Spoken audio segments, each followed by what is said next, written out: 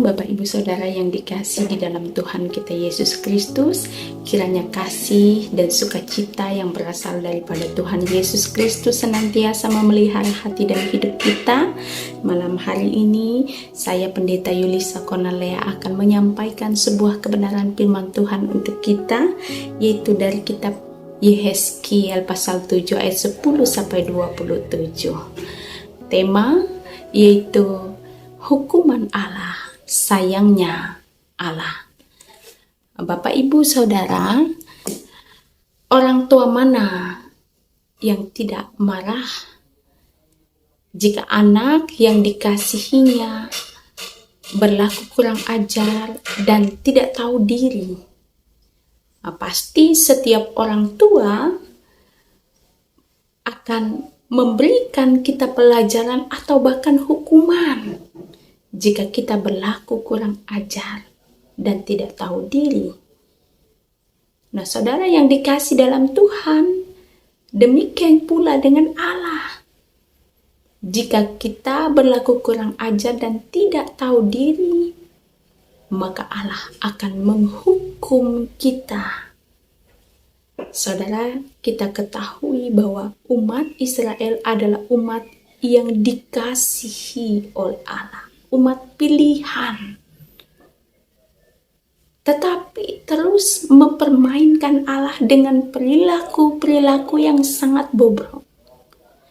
Dikatakan dalam ayat yang ke-10, satu gambaran bahwa kelaliman bertunas, keangkuhan bertalu, dan kekerasan bersimaharajalela. Ayat 11. Ini adalah sebuah gambaran yang begitu mengerikan dan menyedihkan dalam kehidupan umat. Kata bertunas dalam Kamus Besar Bahasa Indonesia adalah beranak cucu.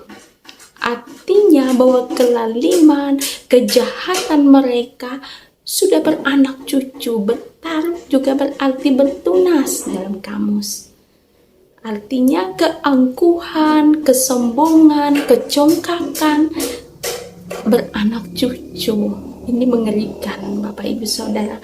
Dan kekerasan yang dilakukan oleh umat bersimaharajalela, yang berarti mereka berbuat kekerasan dengan semena-mena atau merajalela, seenaknya.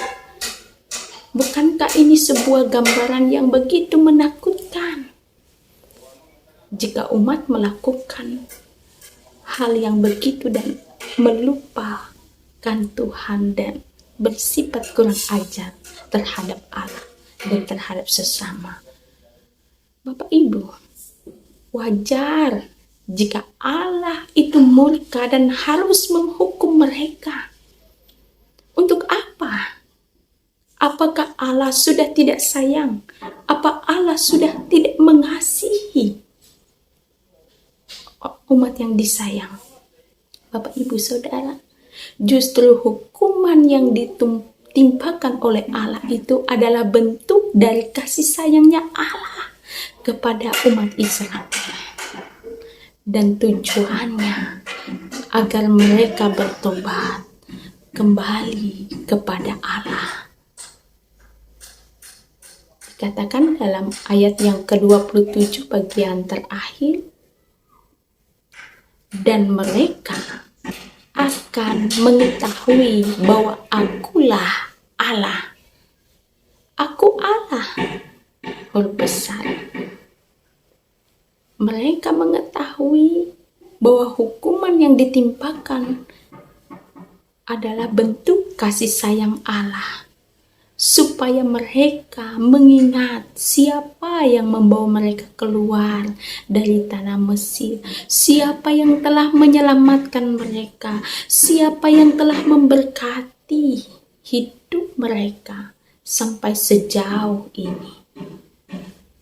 Bapak Ibu, begitu juga dengan kita sebagai umat Tuhan. Jangan sampai kita berlaku kurang ajar dan tidak tahu diri. Siapa kita dan siapa Allah? Karena jelas dalam pembacaan hari ini menegur dan mengingatkan kita bahwa Allah akan menghukum kita. Dan tujuan dari penghukuman Allah adalah untuk memurnikan kita supaya kita bertobat, mendisiplinkan kita. Hukuman Allah bukan untuk membinasakan kita, tetapi bertujuan untuk memurnikan, untuk kita dapat hidup dalam pertobatan dan kembali kepada jalan hak. Tidak jauh melangkah meninggalkan Allah. Hanya itu tujuannya Bapak Ibu. Jangan kita berpikir bahwa Allah itu kejam. Tetapi hukuman itu diberikan kepada setiap orang adalah bentuk dan bukti dari kasih sayangnya Allah yang tidak terhingga kepada kita. Bersyukur jika Tuhan menghukum, mengingatkan, memberikan kita pelajaran, itu artinya Allah masih sayang kepada kita.